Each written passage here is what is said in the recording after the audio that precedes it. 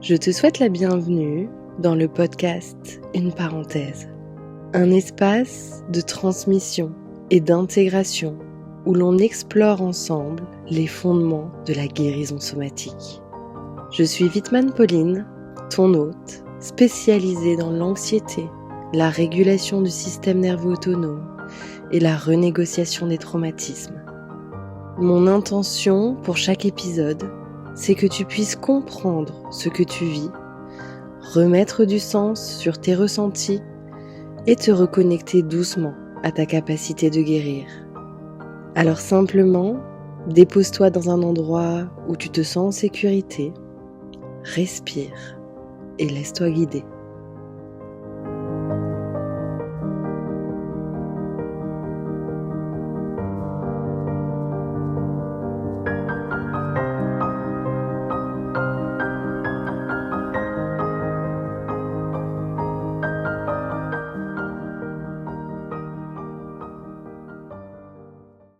Je suis très heureuse de te retrouver pour ce tout nouvel épisode de podcast. Avant de rentrer dans le vif du sujet de cet épisode, je souhaitais prendre le temps d'accueillir toutes les nouvelles personnes qui ont rejoint mon univers ces dernières semaines. Merci à tous et à toutes pour vos messages, vos partages, vos commentaires, vos retours. Merci infiniment de faire vivre cet espace. C'est exactement pour ça que j'ai créé l'entreprise Une parenthèse il y a 3 ans de ça, pour que tu puisses te sentir moins seul, pour que tu puisses comprendre ce que tu es en train de vivre, ce que tu es en train de traverser, mais surtout pour que tu puisses trouver des points d'appui pour avancer dans ta guérison. J'aime particulièrement vous partager tous ces contenus, que ce soit sur Instagram, au sein du podcast Une parenthèse ou au travers de mes articles de blog, parce que mettre du sens sur ce qu'on est en train de ressentir permet déjà d'ouvrir de nouvelles voies vers une guérison durable et profonde. Et c'est ce que nous allons continuer à faire ensemble aujourd'hui dans ce tout nouvel épisode de podcast, où nous allons explorer cette notion d'impuissance et cette croyance de « je ne suis plus capable de rien » qui sont intrinsèquement liés au traumatisme. Tu sais vraiment ces moments où tout te paraît trop, où tout te paraît trop grand, trop complexe, trop engageant, et où tu as cette histoire qui se raconte en bruit de fond de « je ne suis pas capable », je ne vais pas y arriver, c'est trop grand pour moi. Et j'avais vraiment à cœur d'explorer avec vous ces notions qu'on appelle aussi dans le développement personnel de non-confiance en soi, parce que l'impuissance et cette croyance que je n'étais plus capable de rien, elles ont rythmé toute ma vie à différentes échelles. Parfois c'était juste un bruit de fond, mais il y a eu d'autres moments où cette croyance, en fait, elle s'est agrippée à mon identité et du coup ça m'a littéralement figée sur place. Ce qui, bien évidemment, a apporté beaucoup d'embûches aussi dans mon processus de guérison. Parce que, comme toi, j'avais cette sensation d'être complètement cassée. Et c'est vraiment quand je me suis intéressée à toutes ces notions d'approche somatique, de traumatisme, de système nerveux autonome que j'ai compris que la croyance de « je ne suis plus capable de rien, je ne vais pas y arriver » n'était pas seulement une notion de non-confiance en moi. C'était en réalité une trace laissée dans mon système nerveux autonome. Une mémoire du moment où, face au danger que j'ai vécu, je n'ai pas pu agir. Je suis tombée dans l'impuissance, où mon seul recours a été de me figer, de supporter, de m'adapter. Donc, dans cet épisode de podcast, je vais vraiment prendre le temps de t'expliquer comment le traumatisme vient marquer profondément notre système nerveux autonome d'une empreinte d'impuissance et comment ça vient nourrir en fait cette croyance de « je ne suis pas capable, je ne suis plus capable, je ne vais pas y arriver, c'est trop grand pour moi ». Et j'espère sincèrement qu'en y mettant du sens, tu vas pouvoir aussi prendre de la distance avec cette croyance et comprendre que ça ne fait pas partie de ton identité, que tu peux en guérir et qu'aujourd'hui tu peux reprendre en main ta puissance intérieure. Et pour ça, il faut déjà comprendre qu'est-ce que c'est qu'un traumatisme. Peter Levine, qui pour moi est une des plus grandes références sur le sujet du traumatisme, et si tu t'intéresses profondément à ce sujet, je t'invite à lire son premier ouvrage qui est Réveiller le tigre, nous dit que le traumatisme ne se loge pas dans l'événement lui-même, mais plutôt dans la capacité de notre corps à y faire face par une réponse sensorimotrice adaptée. Juste cette phrase te permet déjà d'intégrer qu'il n'y a pas que les événements graves qui peuvent laisser une empreinte traumatique en nous.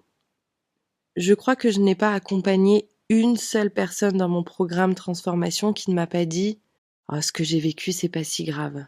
Il y a pire ailleurs, donc je devrais réagir différemment. » Ce qu'il faut que tu comprennes, c'est qu'une simple chute, un accident de voiture à 10 km à l'heure, une opération, un accouchement difficile, une exposition au froid ou à la chaleur extrême, un moment de solitude prolongée, quand tu avais peur par exemple, le soir, une rupture, une humiliation vécue à l'école, un tu me fais honte laissé par l'une de nos figures d'attachement, peuvent générer un traumatisme si au moment où ils se sont produits, notre système nerveux autonome a été dépassé. C'est-à-dire que nos capacités, elles ont été dépassées et que du coup, on s'est retrouvé figé, qu'on n'a pas eu en fait les ressources nécessaires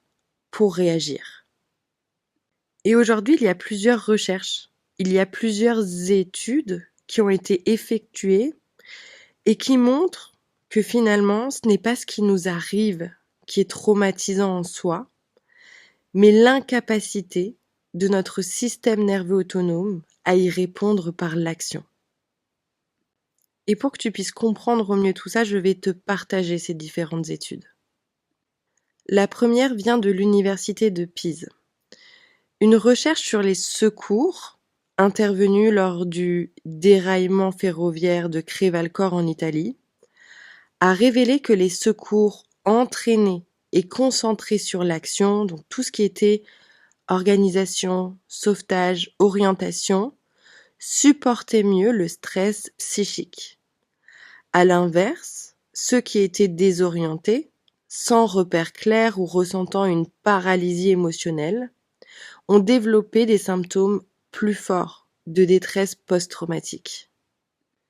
Une autre étude en lien avec un séisme qui a eu lieu au Mexique a montré que les personnes qui ont aidé activement dans la distribution des vivres, dans la recherche aux disparus, dans le soutien aux abris, avaient une meilleure résilience psychologique, une régulation émotionnelle plus solide et une moindre détresse dans les mois suivant l'événement. À l'inverse, ceux qui ont vécu l'événement sans contribuer directement à l'aide ont eu davantage de symptômes de stress post-traumatique et un sentiment plus fort d'impuissance face à la catastrophe, face à l'ampleur de la situation. Et cette notion d'action, on la retrouve même après le traumatisme. Une étude prospective a suivi 164 participants qui ont été admis aux urgences après un événement traumatique sur une période de 6 mois. Et les résultats sont juste dingues, parce qu'ils montrent que une personne qui va se mettre en action après avoir vécu un traumatisme, qui va aller à la recherche de soutien, de thérapie, qui va essayer de résoudre ses problèmes, prédisait moins de symptômes post-traumatiques que des personnes qui allaient utiliser des stratégies d'évitement social, comme l'isolement. Donc toutes ces recherches, toutes ces études, elles illustrent un point fondamental, et je t'en ai parlé juste avant. Ce n'est pas ce qui nous arrive qui est traumatisant en soi, mais l'incapacité de notre système nerveux autonome à y répondre par l'action. C'est pour ça que deux personnes qui vont vivre le même événement, la même situation, ne vont pas forcément être traumatisées. Parce que c'est bien ça ce qui se produit dans une expérience traumatique. Nous nous figeons, nous faisons face à l'impuissance, parce que nous nous sentons submergés, désorientés, débordés. L'événement vient dépasser notre capacité à y faire face. C'est-à-dire que l'on ne va pas trouver en nous ou à l'extérieur de nous assez de ressources physiques, émotionnelles, mentales ou relationnelles pour réagir, pour se mettre dans l'action, pour fuir, pour se défendre, pour poser une limite, pour appeler à l'aide, pour mettre de la distance, pour négocier, peu importe. Ce qui compte en fait, c'est que tu n'as pas pu faire ce dont tu avais besoin pour te protéger. Et ce que j'aimerais que tu comprennes, c'est que toi, tu ne peux pas décider à l'instant T quelles vont être les capacités de ton système nerveux autonome. Parce que les éléments qui peuvent venir impacter tes capacités sont multiples. Quelle était la durée et la fréquence du danger? Avions-nous du soutien pour nous sentir en sécurité? Étions-nous en bonne santé physique et mentale à ce moment-là? Où en étions-nous dans notre développement personnel? Dans quel état étaient nos liens d'attachement? Quelles étaient les ressources internes et externes disponibles pour faire face à la menace? Avons-nous vécu à la fois de la peur et de l'impuissance pendant l'événement? Tous ces éléments vont venir impacter les capacités de notre système nerveux autonome et vont orienter notre comportement pour pouvoir réagir ou non à ce qu'on est en train de traverser. Et quand on n'a pas assez de capacités, quand l'événement dépasse nos capacités, on vit ce qu'on appelle le figement. On tombe dans la réponse de survie du figement qui est clairement une impuissance inscrite dans notre corps. Et pour que tu puisses comprendre au mieux cette notion de figement qui est intrinsèquement liée au traumatisme, je t'invite à prendre une feuille devant toi et à venir noter les différents enseignements que je vais t'apporter. Parce que le figement, c'est sans doute l'état le plus mal compris lorsqu'on parle du traumatisme. Déjà parce que c'est une notion qui est extrêmement complexe. Donc ici, je vais essayer de prendre des exemples concrets pour que tu puisses mettre du sens sur cette impuissance, cette croyance que tu peux vivre au quotidien de je veux, mais je ne peux pas. Je ne me sens pas capable. Je ne vais pas y arriver. Donc, imaginons que tu es face à une menace. On va prendre l'exemple d'un chien agressif. Ton système nerveux autonome va, en première intention, activer sa branche sympathique. La branche sympathique est la branche qui te prépare à l'action. Et quand je parle d'action, je parle de fuir, combattre, négocier, poser une limite, etc., etc. Et pour que tu puisses te mettre en action, ton corps, il va générer un ensemble de changements physiologiques. Ton cœur va s'accélérer, tes muscles vont se tendre, ta respiration va s'amplifier, tes sens vont s'aiguiser. Donc quand tu es face à une menace, qui soit réelle ou perçue, c'est ce qu'on vit d'ailleurs quand on ressent une crise d'angoisse ou une montée d'anxiété, le corps met en place beaucoup d'énergie pour se préparer à agir. Et si au moment de la menace, tu as cette possibilité d'action, dans la majorité des cas, il n'y aura pas de traumatisme. Et c'est d'ailleurs pour ça que dans mon programme Transformation, je propose différents outils pour soutenir ce mouvement d'action pour ne plus retomber dans cet espace d'impuissance. Maintenant, qu'est-ce qui se passe si cette menace, ce chien agressif, dépasse notre capacité à agir? Soit parce que l'environnement ne le permet pas, soit parce que nous sommes trop jeunes, trop seuls ou déjà trop épuisés. eh ben si tu veux, ce mouvement d'action, il est comme complètement interrompu. Quand il y a aucune fuite qui est possible, quand il y a aucune lutte qui n'a pu se mettre en place, quand le danger il est trop intense, trop rapide ou perçu comme inévitable, c'est une autre voie, une autre branche de notre système nerveux autonome qui va prendre le relais. Et là, on parle de branche dorsale. La branche dorsale, c'est celle qui est à l'opposé de la branche sympathique puisque c'est une branche d'immobilisation. Cette branche nous plonge dans un état de sidération et parfois même de dissociation. C'est un état dans lequel le corps il s'éteint progressivement pour se protéger. Là encore, on va vivre des changements physiologiques, le rythme cardiaque ralentit, le tonus musculaire chute, les sensations s'amenuisent, on peut vraiment avoir cette sensation d'être là sans être là. Tu sais, de dépersonnalisation, de déréalisation, de flotter à l'extérieur de soi ou d'être comme engourdi, incapable de réagir. Et je suis sûre que tu as déjà vécu des moments comme ça. Des moments extrêmement difficiles où juste prendre une douche était trop difficile, juste de préparer à manger est trop difficile, quand c'est impossible de connecter avec l'autre, qu'on a juste envie de s'isoler, qu'on a envie de rester dans son lit pendant des heures à pleurer. Ça, c'est vraiment la branche dorsale qui prend le dessus. Et le figement, il naît à l'intérieur de ces deux activations contraires entre l'activation sympathique et l'activation dorsale. Le figement, c'est ce mélange entre j'appuie sur la pédale d'accélérateur, l'activation sympathique, et j'appuie sur la pédale de frein, l'activation dorsale. Pour que tu puisses avoir un exemple concret de ce que c'est le figement et de ce que tu peux ressentir dans le corps, c'est pas seulement du calme, de la fatigue ou même de la résignation. Oui, il y a tout ça de l'extérieur, mais à l'intérieur, on vit comme un tourbillon invisible. À l'intérieur de nous, on garde l'activation sympathique qui nous pousse à agir, donc on peut ressentir du stress, de l'anxiété, de l'angoisse, de la tension. Et en même temps, notre corps, il freine, il coupe l'élan, il est fatigué. C'est vraiment cette sensation si particulière de je veux, mais je ne peux pas.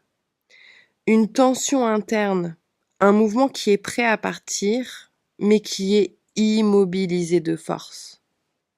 Et là encore, je suis sûre que tu l'as déjà vécu quand tu es face à une personne qui est plutôt désagréable ou qui te fait des reproches et que tu aurais envie, en fait, de dire plein de choses, mais ça sort pas. T'es immobilisé. C'est vraiment un état d'impuissance totale qui est neurophysiologique et c'est précisément à cet endroit que se grave l'empreinte traumatique. C'est pas le fait d'avoir été face à ce chien agressif qui a laissé en toi une marque d'impuissance, mais le fait d'avoir voulu peut-être le fuir et de ne pas avoir pu aller au bout de ce mouvement, sans avoir pu libérer toute cette énergie sympathique ni rétablir ta sécurité intérieure. Et quand tu comprends ça, tu comprends aussi qu'aujourd'hui, personne ne peut passer entre les mailles du traumatisme. Nous avons toutes et nous avons tous en nous des empreintes traumatiques et finalement leur réactivation se met en place de différentes manières selon les personnes.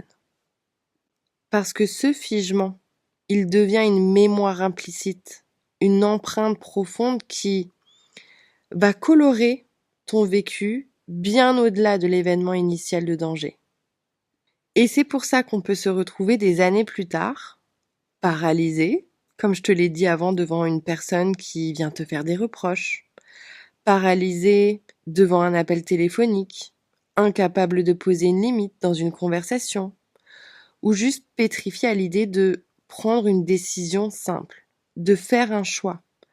Parce que quelque chose en nous se souvient qu'agir a été un jour impossible.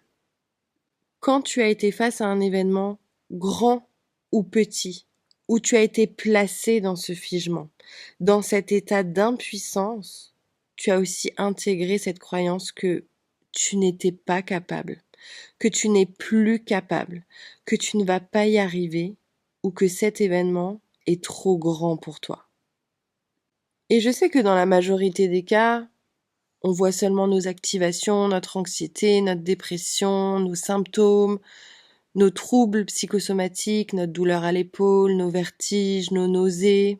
Mais il y a toute une autre composante du traumatisme qui est à prendre en compte pour pouvoir guérir. Et très souvent, on ne s'y attarde pas parce qu'elle ne nous handicape pas forcément dans notre quotidien. Et je te parle vraiment de toutes ces croyances que tu as intégrées lorsque tu as vécu ton traumatisme.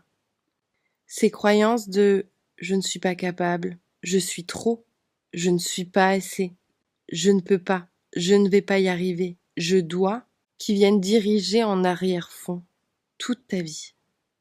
Et ces phrases intérieures, elles ne viennent pas de nulle part. Elles sont le reflet fidèle de ce que ton système nerveux autonome a enregistré au moment où il s'est retrouvé dans une situation qui a été trop intense, trop douloureuse, trop soudaine. Et c'est ici qu'on peut retrouver une énorme tension parce que beaucoup de personnes pensent que si l'événement traumatique il est terminé, alors dans ce cas-là, il ne va plus y avoir de répercussions dans leur vie. Et malheureusement, c'est pas le cas. C'est pas le cas parce que pour ton système nerveux autonome, le danger, il est toujours pas passé. Puisque la boucle d'activation, la boucle d'action n'a pas pu aller à son terme. Parce que justement, tu es tombé dans l'impuissance. Donc ton système nerveux autonome, qu'est-ce qu'il fait? Il reste en alerte. Il continue à te générer de l'activation, de l'anxiété, des symptômes, etc., etc. Et comme il ne peut pas te replonger dans ses souvenirs de manière brute, alors il va rejouer des scènes, mais sous d'autres formes. Une relation où tu n'arrives pas à poser tes limites, des symptômes qui te ramènent dans une position d'impuissance qui surgissent sans raison apparente, une situation professionnelle qui te bloque, une anxiété soudaine, une fatigue chronique écrasante, un projet que tu n'arrives pas à lancer. À chaque fois, c'est comme si ton système cherchait à recontacter l'endroit où il s'était figé pour pouvoir enfin le traverser et retrouver sa puissance. Et je sais que cet épisode de podcast, il est pas simple parce qu'il y a beaucoup d'éducation, parce qu'il y a beaucoup d'enseignement, parce qu'on touche un sujet très complexe. Mais le souci, c'est que tant qu'on ne comprend pas ce que c'est que le traumatisme, tant qu'on ne sait pas comment est-ce qu'il agit sur notre système nerveux autonome, sur notre cerveau, sur notre corps, et ben en fait, on continue malgré nous à nourrir ces mêmes boucles d'impuissance. En fait, on rejoue encore et encore le traumatisme. Et c'est en ce sens que la guérison de l'anxiété, la guérison de tes symptômes, la renégociation des traumatismes, elle est bien plus complexe que juste se mettre un coup de pied aux fesses, que juste faire un effort, que juste faire avec l'anxiété. Parce qu'au plus on vit ces boucles d'impuissance, plus on finit par croire ces pensées comme si elles étaient une vérité absolue. On finit par être persuadé qu'on n'est plus capable de rien, qu'on est réduit, qu'on est incapable, qu'on est cassé et qu'on est bloqué pour toujours. Alors qu'en réalité, ces croyances-là, elles ne sont que les échos d'un moment passé, d'un instant où tu as effectivement été impuissante, mais qui n'est plus la réalité aujourd'hui. Et vraiment, c'est tout l'enjeu de ce qu'on vient faire dans le programme Transformation, et je sais que tout le monde n'est pas prêt à ça. Parce qu'il faut être prêt à emmagasiner beaucoup d'éducation. Il faut être prêt à ressentir avec beaucoup de sécurité ce qui se passe dans notre corps pour retrouver du choix, pour se mettre en action. Parce que plutôt que d'écouter le message du corps, on cherche à tout prix à éteindre le symptôme. On veut faire taire l'anxiété, dépasser la fatigue, se débarrasser de la procrastination, reprendre confiance coûte que coûte, faire disparaître notre vertige, etc., etc. Et c'est sans aucun jugement parce que moi-même, j'ai eu ce premier fonctionnement-là. Mais ce que j'aimerais que tu comprennes, c'est que tout ce que tu vis là, tous ces inconforts, tous ces désordres, c'est pas des obstacles à surmonter. C'est des portes d'entrée, des voies d'accès vers la racine du traumatisme, des projections intelligentes qui sont mises en place par notre système nerveux autonome pour nous permettre cette fois-ci de traverser ce qui n'a pas pu l'être. Et maintenant que tu as compris tout ce fonctionnement du traumatisme, du figement, du je veux mais je ne peux pas, de la croyance que je ne suis pas capable, que je ne vais pas y arriver, quelles sont les premières pistes d'action que tu vas pouvoir mettre en place à ton niveau, même si on s'entend bien, la renégociation des traumatismes se fait à deux, se fait avec une personne assez stable pour se permettre de se déposer en sécurité. Ce que je te propose, c'est chaque fois que tu te sens bloqué, figé, dans l'impossibilité d'avancer, simplement de prendre le temps d'observer tes pensées. Qu'est-ce que je me raconte dans cette situation? Est-ce que je me retrouve dans ces phrases familières de c'est pas pour moi, je vais échouer, je n'y arriverai pas? Et crois-moi que quand j'ai commencé à observer mes pensées, je me suis rendu compte que je me répétais ces phrases sans cesse. C'était devenu une habitude de vie. Je ne m'en rendais même plus compte, tellement est-ce que je les répétais dans mon quotidien. Et pour tout, pour un projet professionnel, pour un projet familial, au début c'était même juste d'aller faire des courses. Au début quand je vivais des crises d'angoisse, j'allais faire les courses, quand j'allais m'exposer à l'extérieur, j'avais cette phrase interne qui me disait « t'es pas capable, tu vas pas y arriver, tu vas t'effondrer ». Identifier ces pensées permet déjà de faire un pas de côté, de ne plus les confondre avec une réalité objective. Parce que lorsqu'on vient observer notre fonctionnement, simplement on apporte du choix. Et du coup, on sort de cette impuissance où finalement on a dû subir et où on n'a pas eu le choix. Et parallèlement à cette phase d'observation qui est extrêmement importante dans le processus de guérison, ça paraît tout bête, mais c'est vraiment très puissant. Le premier mouvement fondamental, celui qui permet de sortir du figement, c'est de se ramener de la sécurité. De ramener de la sécurité au niveau somatique, au niveau de notre corps et de notre système nerveux autonome. Et pour ça, je t'invite vraiment à découvrir 2 pratiques de base qui sont très simples et très puissantes. Le soutien et l'orientation. Le soutien, c'est l'expérience sensorielle du fait d'être tenu, porté, soutenu dans le présent. Moi, j'ai vraiment pris l'habitude, en fait, de le mettre en place dans mon quotidien, de venir m'asseoir sur une chaise et de venir sentir les points d'appui de mon mobilier. Tu peux t'appuyer contre un dossier, sentir la densité de ton corps sur l'assise, poser tes mains sur ton ventre ou sur ton cœur. Tu peux aussi utiliser une couverture un petit peu plus lourde, lestée, ou simplement sentir tes pieds en contact avec le sol. L'idée, c'est pas du tout de te forcer à te détendre, mais de laisser ton système sentir qu'il n'est pas seul à porter le monde, qu'il a un appui, un contenant. Parce que je le rappelle, quand tu as vécu le traumatisme, tu n'as pas eu de ressources, tu n'as pas eu de soutien. Et c'est vraiment une manière concrète de sortir de l'impuissance intérieure sans passer par la force ou la volonté. L'orientation, elle permet de ramener le système nerveux autonome dans le temps présent. Pourquoi? Parce que quand tu vis ces moments de réactivation, d'angoisse, de symptômes, c'est des traces du passé qui reviennent dans le présent. Et ton système, il a besoin de comprendre somatiquement, au travers des 5 sens, qu'aujourd'hui tu es en sécurité. Et pour ça, tu peux bouger doucement la tête, regarder autour de toi, observer les couleurs, les objets, les textures. Prendre le temps de remarquer les signes qu'ici et maintenant tu es en sécurité. Ça aide vraiment à sortir des boucles internes d'hypervigilance ou de dissociation. Ça permet à ton système nerveux autonome de récupérer du choix dans l'instant T. Parce que dans l'instant T, en fait, tu as déjà survécu. Tu as déjà traversé tout ça. Aujourd'hui, ton système, il a besoin de comprendre que tu es en sécurité et il a besoin d'aller au bout d'une action qu'il n'a pas pu faire au moment de l'événement traumatique. Donc, veille à mettre en place souvent ces 2 pratiques parce que c'est les 2 pratiques de base à mettre en place lorsqu'on veut sortir du figement, sortir de l'impuissance, sortir de toutes ces croyances de je ne suis pas capable, je ne vais pas y arriver. Et si tu souhaites un visuel plus précis ou plus guidé, tu peux retrouver ces 2 ressources fondamentales dans mes stories à la une pratique sur mon compte Instagram. Et je crois que c'est vraiment le message que je souhaite transmettre dans cet épisode de podcast qui, je le sais, est très dense en termes d'enseignement.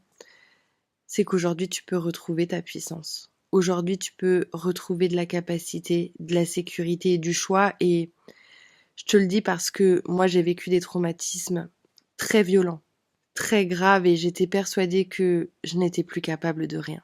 J'étais persuadée que j'étais cassée pour le reste de ma vie, que je n'y arriverais plus et que finalement mon destin était scellé. Ce n'est pas vrai. Avec les bonnes pratiques et les bons accompagnements, tu vas pouvoir sortir de ces croyances et de ces conditionnements. Comme d'habitude, je t'invite à partager cet épisode de podcast sur tes réseaux sociaux pour pouvoir aider encore plus de personnes parce que, je ne sais pas si tu l'as remarqué, mais de plus en plus de personnes se retrouvent en souffrance, sous l'emprise de leur traumatisme, sous l'emprise de leur anxiété, de leur dépression, de leurs symptômes, etc., etc. N'hésite pas à m'envoyer des questions par Instagram, parce que comme je te l'ai dit, je sais que ce sujet, il est très dense et parfois très complexe. On a besoin de réécouter plusieurs fois les choses pour pouvoir les intégrer.